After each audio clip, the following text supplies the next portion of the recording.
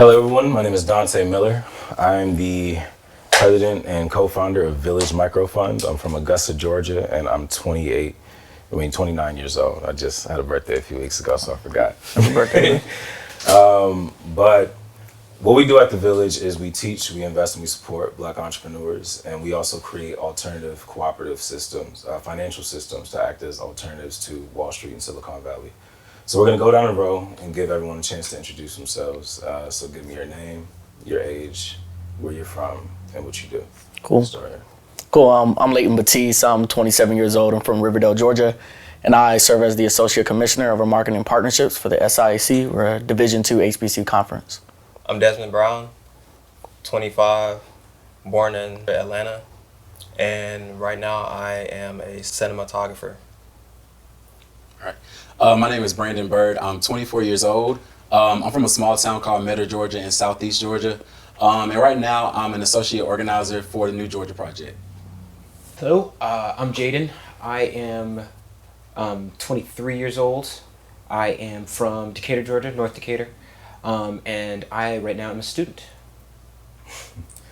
So when Tori first reached out to me and asked me to moderate this panel, my first question was like, why would you do that? Because I'm not sure. I've been quite critical of the system. But as someone whose job it is to build alternative systems, one thing that I do understand is if a system lasts for years on years, there has to be something that's doing right. And it's very easy to point out a lot of flaws, but when you try to, again, build an alternative, you realize just how difficult that is. So I'd like to start this conversation off by, we can go down the row, but I want to ask you, like, do you feel like your vote matters? Yeah, I do. The reason why I feel like it matters is because I've seen, like, on the local level, that it's had an impact. So, like, again, being from Riverdale, and seeing how much that they voted in Clayton County. Like, there are some things that have changed. There's some changes that are coming to the public school system that have been better from when I was younger. Mm-hmm. So voting to me matters, and I do feel like my vote does have like an impact on my local community. Gotcha. I mean, let's actually dive into that a little bit. What kind of impact? So one of the biggest things that matters to me, and I will be transparent, is what I focus on the most is education. Mm-hmm. So one of the things that we've kind of seen in Clayton County is going on right now, and it really could just be from the state as a whole, is all of our public high schools are getting massive renovations, whether it's a renovation or they're being rebuilt. I think that's very important because with those renovations are coming enhanced services and products in the school for the students. In Clayton County, compared to, being on the south side of Atlanta, there's not a lot of funding in the county anyway. We know that there are some things that are changing because of the redevelopment around the airport. But overall, I think our students, compared to other counties, especially on the north side, have not had the same opportunities. So seeing some of that investment, which is something I voted on, is, having a new superintendent in the county. Mm-hmm. It's good to see that things like new schools, revamped parks, new stadiums for the student athletes at the schools, those are the things that are changing. Mm-hmm. And again, that was something I remember voting on, so I do feel like it has an impact. I feel you. So earlier you were talking, you're usually behind the camera, right? Correct. So I guess from your perspective, it's like it's easy to see the impact in education, but do you feel like your vote matters? Yes, it does. Could you explain why? I'll say starting off like with the results that I have seen in Atlanta as a whole, due to like our education, and also I would say the communities that we have, with I would say like for each individual community that we have like, the Black community, LGBTQ, we have, just all these variations of like our community to really like combine and see like how, come up with like ideas or find out like what can we figure out to, So speak more to that. How do politics show up in your everyday life, and how does it impact the people that you know and love? I would say it kind of shows up. Well, personally for me, I feel like it shows up like through like social media a lot. Yeah. When we're talking about like voting though. Voting. Right, like are there any policies that you feel like have directly touched you?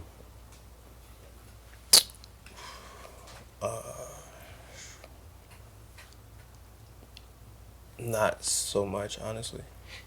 What about like, and I'm curious too, like the whole like, because as a student looking to get into the different things that are out there, like cinematography feels like the whole like film industry in Georgia. Like, have you seen that change in your time being in the industry, or how long have you been there? Like, Personally for me, I've been doing this for about a year now, so I think for me, like I place myself in certain sections where I can network and meet certain people. It was kind of hard for me to picture that because it wasn't realistic, just because I wasn't meeting certain people. Yeah. So yeah. I mean, can anyone here speak to a time that they felt like policy really impacted you on a personal level? Are you familiar with policy happening to even? Well, Yeah, I can. Just coming from a rural area, oftentimes we don't get a lot of resources. But just seeing the investments and mainly infrastructure policy has really affected where I'm from, mainly because we're on the interstate. We're right on I-16, so like we always have funds coming in to like invest in infrastructure on like the strip we have, because that's like our economic arm. Like that's where we get all of our money from, all of our tax dollars from. So like we get those tax dollars, and like we built a new school when I was in high school, a new school that I got to attend that had way more features than the old high schools, which were the segregation high schools. So that's just like one policy that's affected me in my life. Got you. And I guess from your perspective, what are you saying? it's interesting. I feel like I have been in so many different places about this issue, right? Like, as much as I now do believe, well, the biggest thing I think is that now your vote definitely does matter. Right now, in the moment that we're in, everything's so close and everything, like, the issues are that big. There are things that are so substantial that are at stake that it's like, but in the past, I remember thinking about politics as very much something that never affected me, and something that I never cared about or understood why I should care about, or even if I understood why, I didn't agree with like some of the base reasons why, I guess. So yeah. Yeah, I mean, how has it changed? I think it's changed to me just because of how like back to basics it feels like everything's gotten, where it's like it kind of felt like it's kind of hard, even infrastructure as an example, right? Like as you grow up, you kind of get to understand like that roads don't just build themselves, and sewer maintenance or whatever is important for like running the country. But as a kid, it kind of can feel like Medicare or healthcare is like, especially with the background that I had, you don't really see why that directly impacts you. But now it kind of feels like we're talking about pretty basic stuff. We're talking about like whether people are allowed to learn about things in schools. We're talking about whether people are allowed to like make choices, whether we should like, one of the issues on the ballot is whether we should be counting votes. And if we're talking about that, then I feel like that's a question that matters. The ability to continue to have people speak up about things is what we're talking about now. And it's kind of sad that we've gotten to that point, but it's just so basic that, yeah. So you feel like time is of the essence? I feel like this moment is of the essence, I guess. So I think time... Feels like we've been in a series of these moments for a while.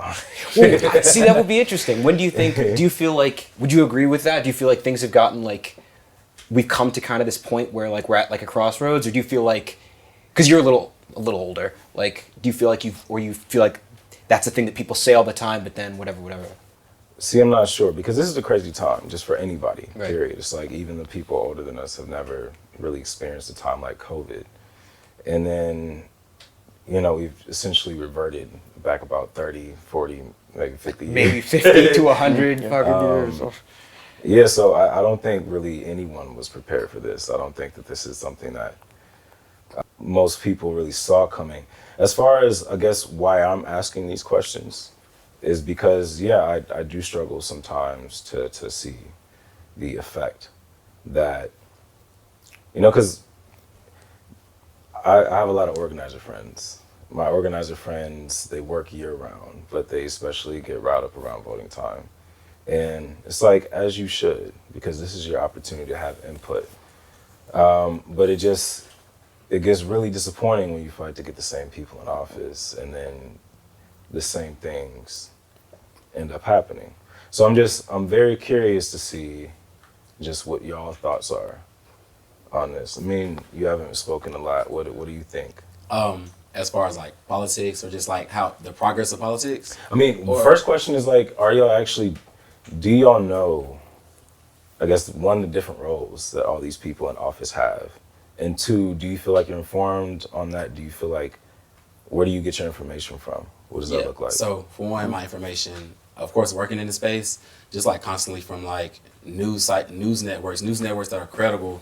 And like official studies, I feel like a lot of times people rely on the news, but there are actual like organizations and offices that do like actual statistical studies on these issues, but we rely so much on the news. And like as far as like the positions, I know about the positions, but I feel like voter education is a big piece because when we're in school, all we know is 3 branches of government. They only teach you about the federal. They emphasize that I'm just a bill on Capitol Hill. But people don't know they have these county commissioners, your city council people who have like, this is stuff that affects your everyday life. So like I study planning and economic development. So it's like people don't know that these people can appoint city developers, economic developers who can bring in these businesses to your communities, but they don't know. I'm curious, at what age were y'all when y'all learned about local government in the same way that y'all know about federal? Probably. I mean, college. 23. Yeah. Seriously, like because there's a difference between like knowing that. Actually, it's actually really funny. I've learned this year specifically about like the function of the state house, which is really important. But I am still, if you ask me right now, I probably couldn't tell you what it does. And it's like it's sad because it's like, to me, that is the piece of it. Like, what's so interesting about the whole "does voting matter" question is, for me, that has always come back to this idea that like voting is like the first step, but it's not. It can't ever be the only step. And I think there are other steps that are like equally as important. Like we're talking about education. Right. You have to be educated in order to vote, but you can actually just have the education. If you just get to know like whose house we should be camping out in front of and being like, whatever, this is not the right thing to do, then let's do that, you know? So.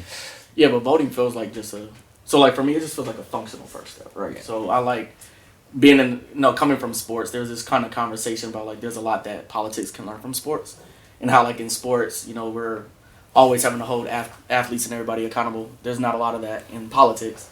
But when I look at it, it's like the phases of the game. And it feels like voting is just like that basic thing. Yeah. So like it's something you have to do. And then what's interesting that I've picked out, especially when it comes to like mainly black people, because this really came out with the Biden and Trump race, which is, like you have the whole conversation about Malcolm X's ballot and bullet and things about why we shouldn't vote. Yet the other side, that's not a question. Like voting is just functional.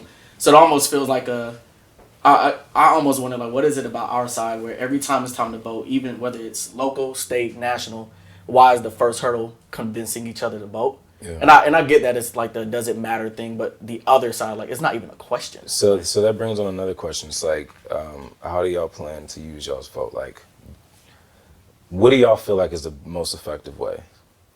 What do you expect to use my vote? The most effective way to use my vote?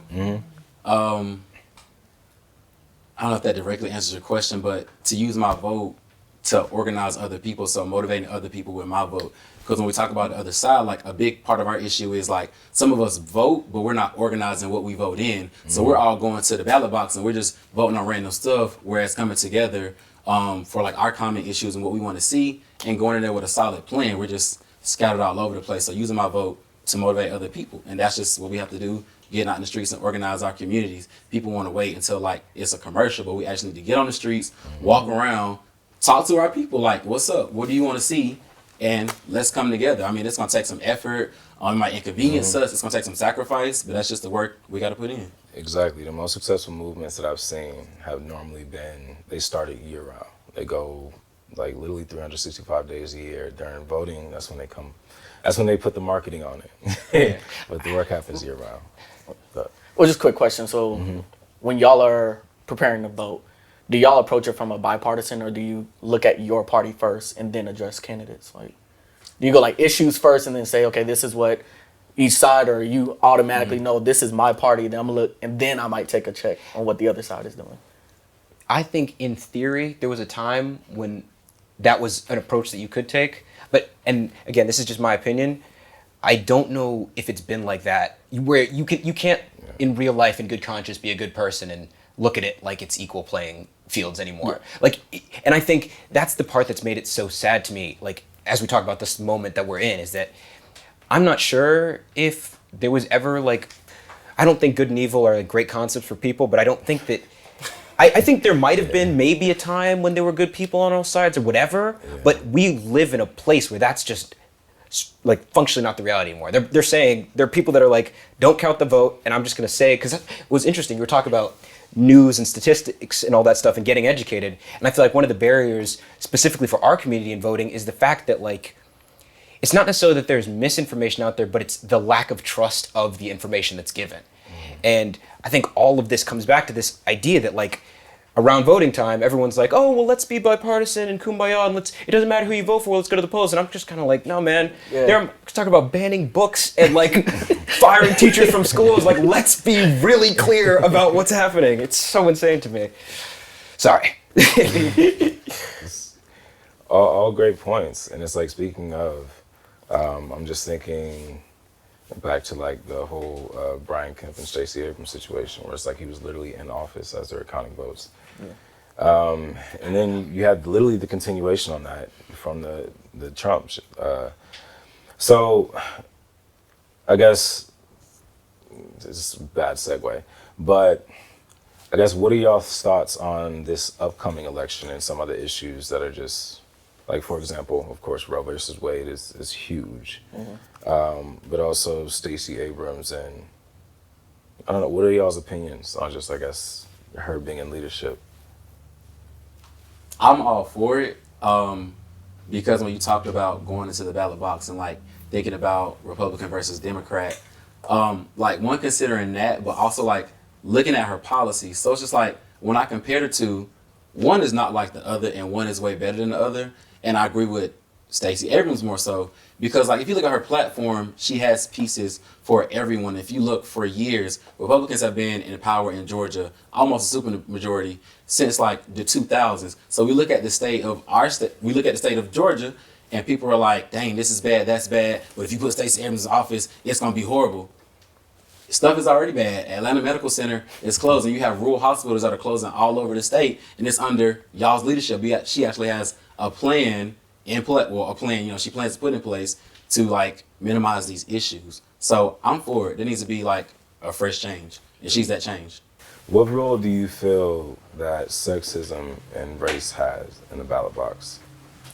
I think the sexism question is so interesting to me always, because there is a lot out there about, on both sides, about like that issue and that real problem that exists. But to me, it's pretty simple. Half the population is women, right? And we have overwhelmingly in politics been represented by men.